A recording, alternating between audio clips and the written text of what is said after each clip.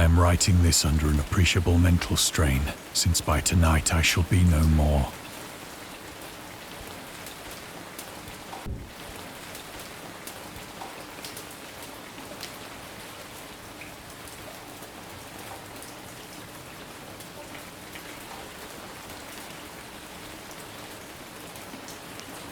Penniless, and at the end of my supply of the drug which alone makes life endurable, I can bear the torture no longer, and shall cast myself from this garret window into the squalid street below.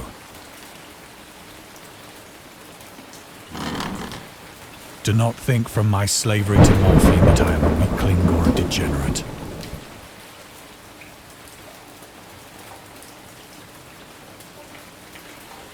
When you have read these hastily scrawled pages, you may guess, though never fully realize, why it is that I must have forgetfulness or death.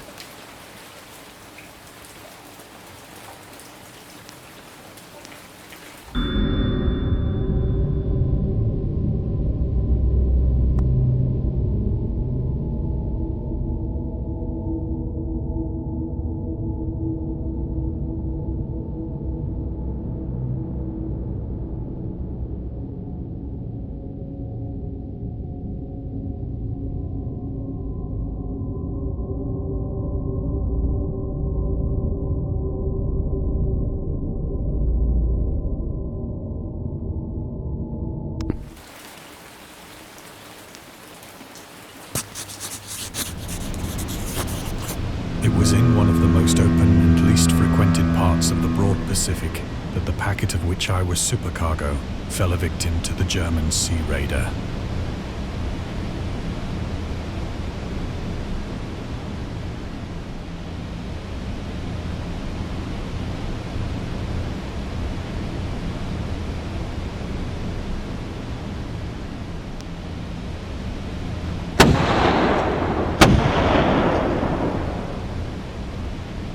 The Great War was then at its very beginning, and the ocean forces of the Hun had not completely sunk to their later degradation. So that our vessel was made a legitimate prize, whilst we of her crew were treated with all the fairness and consideration due us as naval prisoners.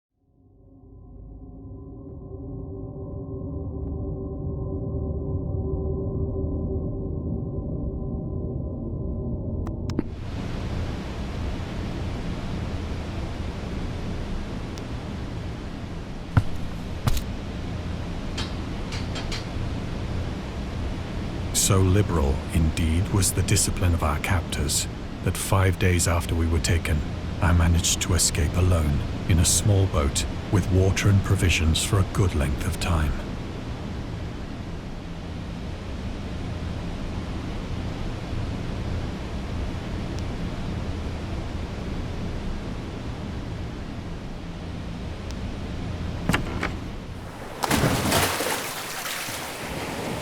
When I finally found myself adrift and free, I had but little idea of my surroundings.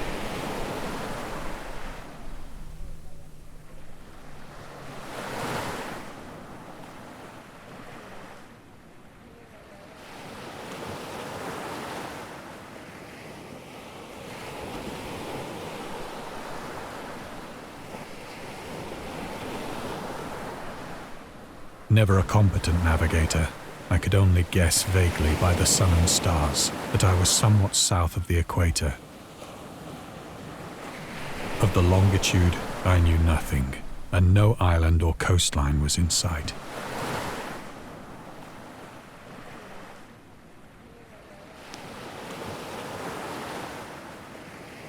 The weather kept fair, and for uncounted days I drifted aimlessly beneath the scorching sun, waiting either for some passing ship or to be cast on the shores of some habitable land.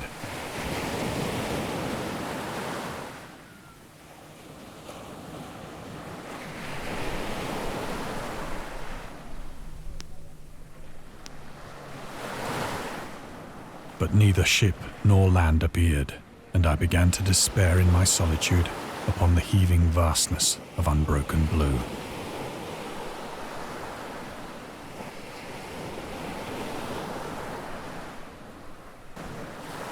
The change happened whilst I slept. Its details I shall never know, for my slumber, though troubled and dream-infested, was continuous.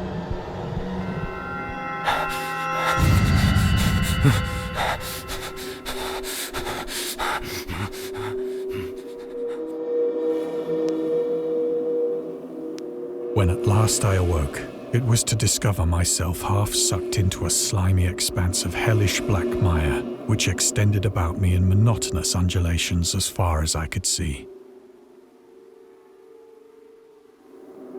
and in which my boat lay grounded some distance away.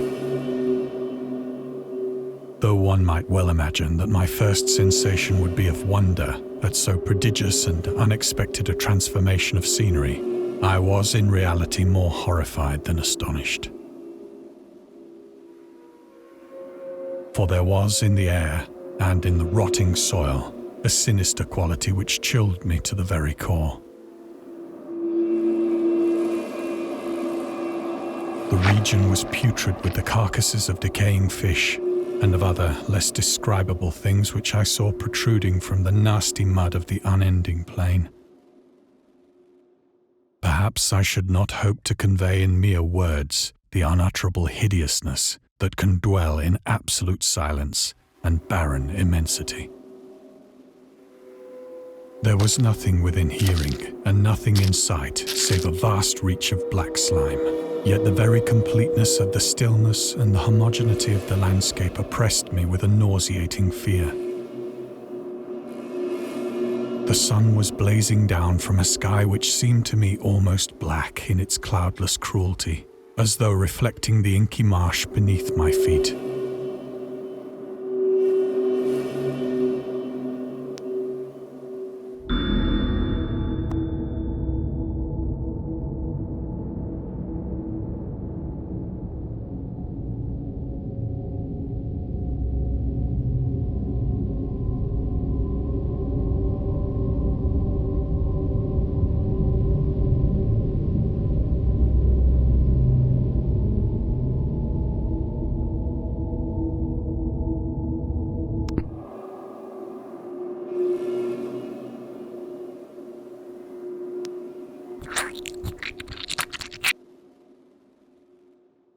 As I crawled into the stranded boat, I realized that only one theory could explain my position. Through some unprecedented volcanic upheaval, a portion of the ocean floor must have been thrown to the surface, exposing regions for which innumerable millions of years had lain hidden under unfathomable watery depths. So great was the extent of the new land which had risen beneath me that I could not detect the faintest noise of the surging ocean, straining my ears as I might. Nor were there any seafowl to prey upon the dead things.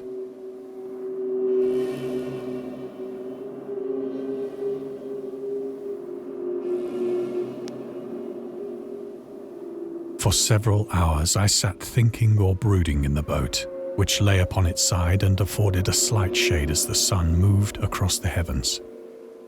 As the day progressed, the ground lost some of its stickiness and seemed likely to dry sufficiently for traveling purposes in a short time.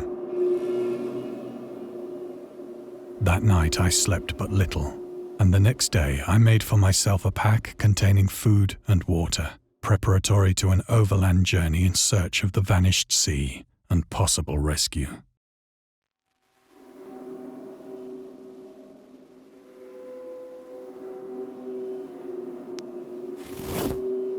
On the third morning, I found the soil dry enough to walk upon with ease.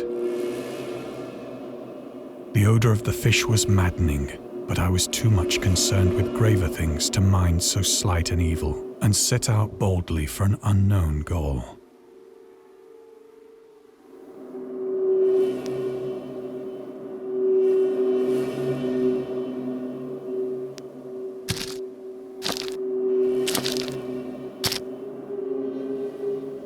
All day I forged steadily westward, guided by a faraway hummock which rose higher than any other elevation on the rolling desert.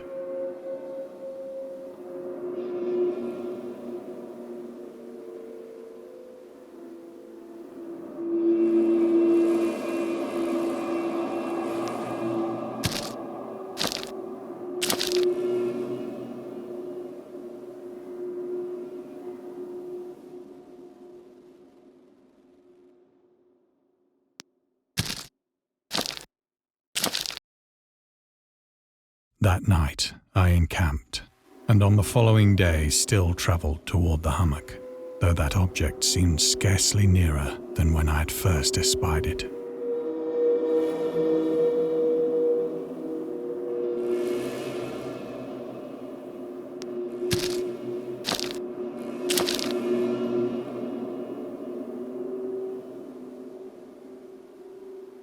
By the fourth evening, I attained the base of the mound, which turned out to be much higher than it had appeared from a distance. An intervening valley setting it out in sharper relief from the general surface. Too weary to ascend, I slept in the shadow of the hill. I know not why my dreams were so wild that night. But ere the waning and fantastically gibbous moon had risen far above the eastern plain, I was awake in a cold perspiration, determined to sleep no more. Such visions as I had experienced were too much for me to endure again. And in the glow of the moon I saw how unwise I had been to travel by day. Without the glare of the parching sun, my journey would have cost me less energy.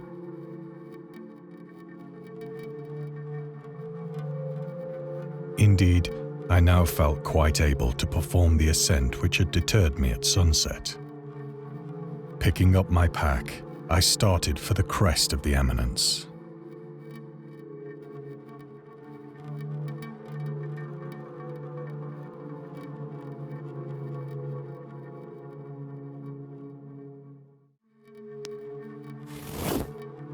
I have said that the unbroken monotony of the rolling plain was a source of vague horror to me.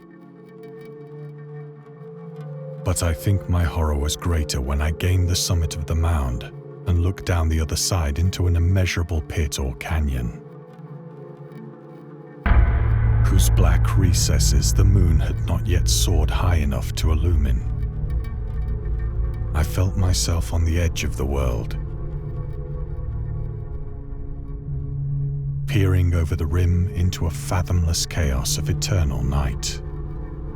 Through my terror ran curious reminiscences of Paradise Lost, and of Satan's hideous climb through the unfashioned realms of darkness. As the moon climbed higher in the sky, I began to see that the slopes of the valley were not quite so perpendicular as I had imagined. Ledges and outcroppings of rock afforded fairly easy footholds for a descent, whilst after a drop of only a few hundred feet, the declivity became very gradual.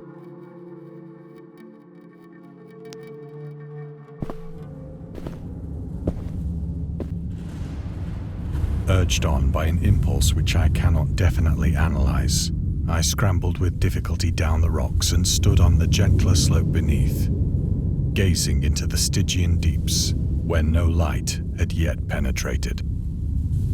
All at once, my attention was captured by a vast and singular object on the opposite slope, which rose steeply about 100 yards ahead of me. An object that gleamed whitely in the newly bestowed rays of the ascending moon.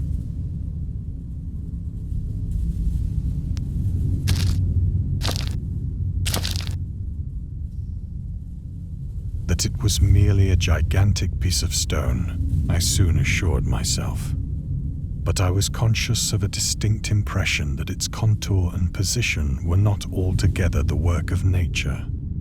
A closer scrutiny filled me with sensations I cannot express.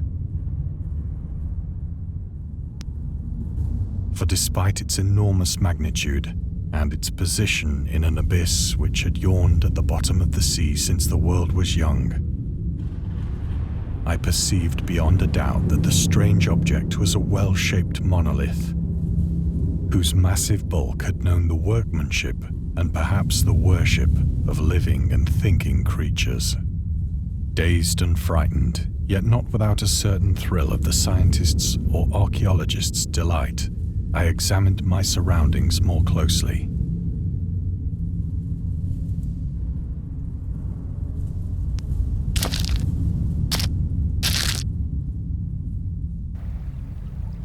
The moon, now near the zenith, shone weirdly and vividly above the towering steeps that hemmed in the chasm, and revealed the fact that a far-flung body of water flowed at the bottom, winding out of sight in both directions and almost lapping my feet as I stood on the slope. Across the chasm, the wavelets washed the base of the Cyclopean monolith, on whose surface I could now trace both inscriptions and crude sculptures.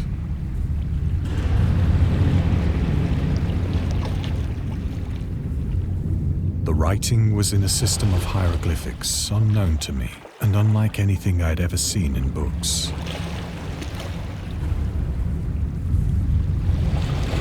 Consisting for the most part of conventionalized aquatic symbols such as fishes, eels, octopi, crustaceans, mollusks, whales, and the like. Several characters obviously represented marine things which are unknown to the modern world, but whose decomposing forms I had observed on the ocean-risen plain. It was the pictorial carving, however, that did most to hold me spellbound.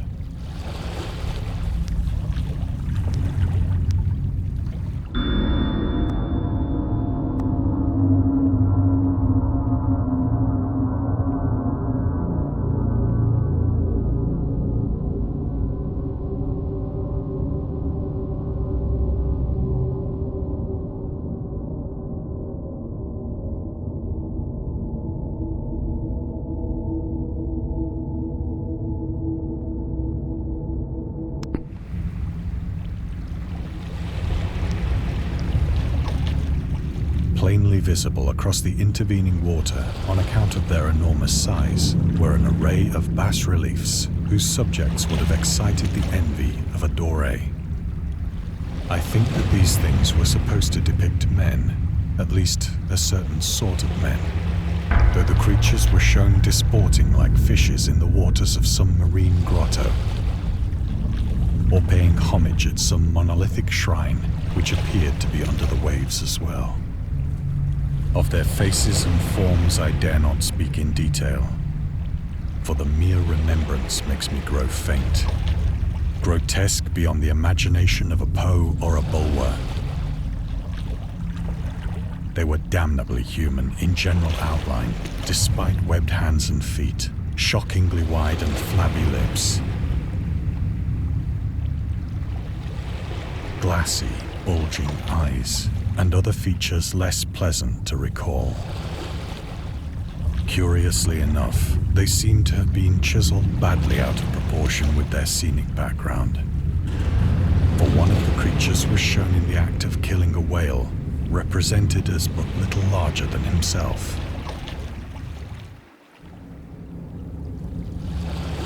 I remarked, as I say, their grotesqueness and strange size, but in a moment decided that they were merely the imaginary gods of some primitive fishing or seafaring tribe, some tribe whose last descendant had perished eras before the first ancestor of the Piltdown or Neanderthal man was born.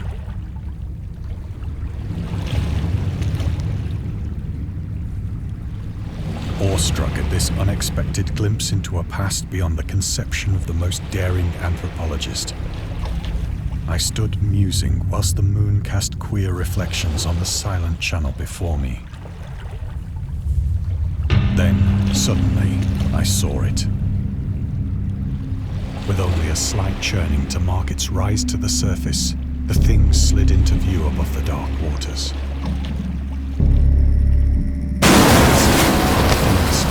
Loathsome, it darted like a stupendous monster of nightmares to the monolith, about which it flung its gigantic scaly arms, while it bowed its hideous head and gave vent to certain measured sounds.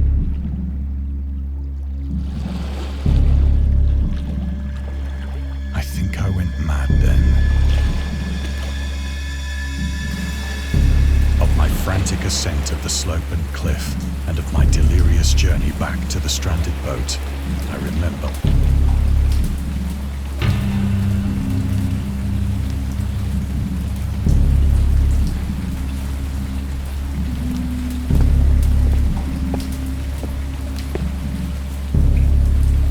I believe I sang a great deal and laughed oddly when I was unable to sing.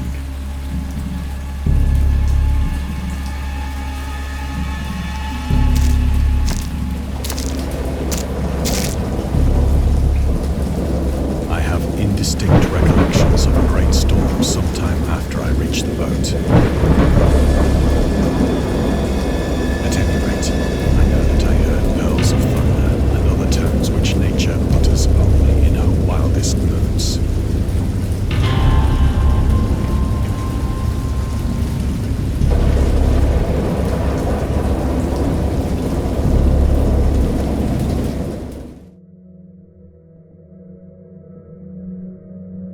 When I came out of the shadows, I was in a San Francisco hospital. Brought thither by the captain of the American ship which had picked up my boat in mid-ocean. In my delirium, I had said much, but found that my words had been given scant attention.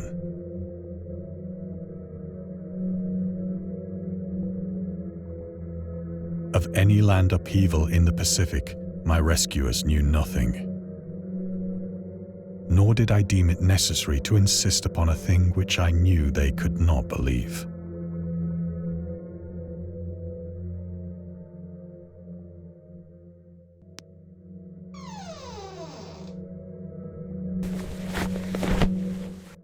Once I sought out a celebrated ethnologist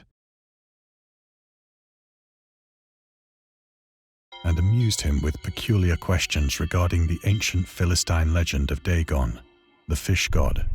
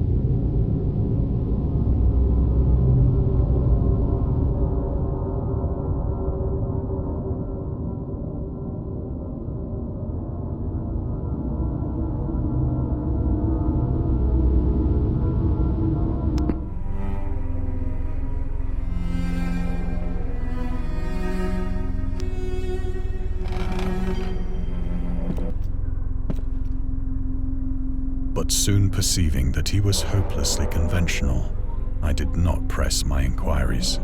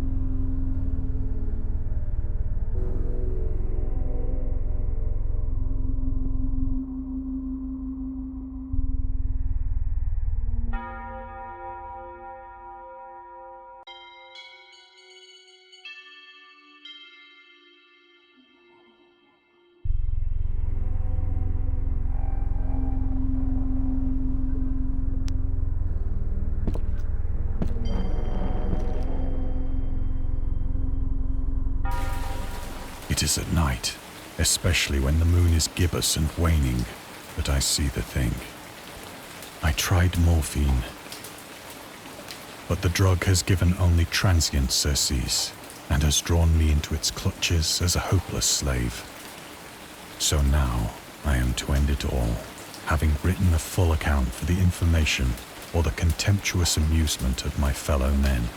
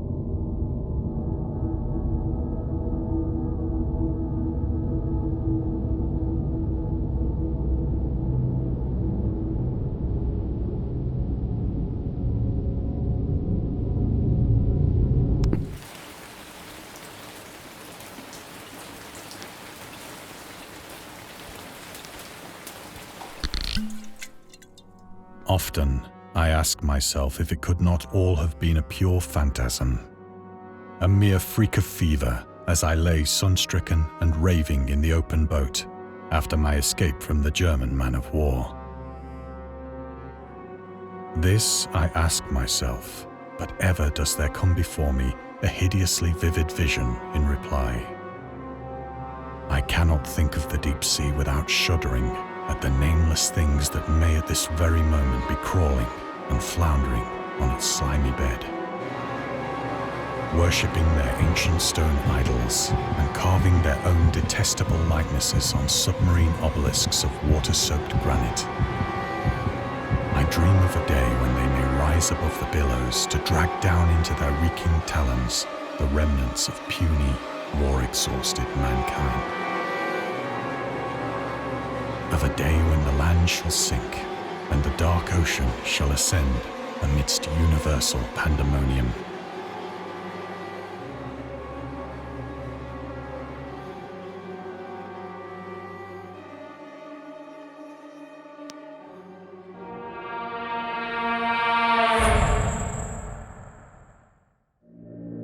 The end is near.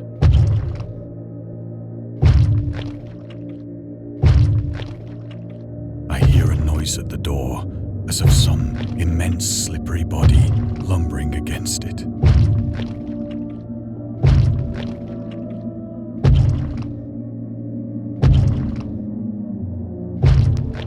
It shall not find me.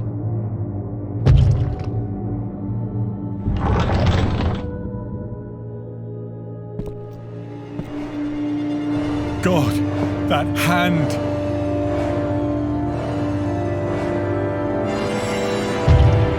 The window! The window!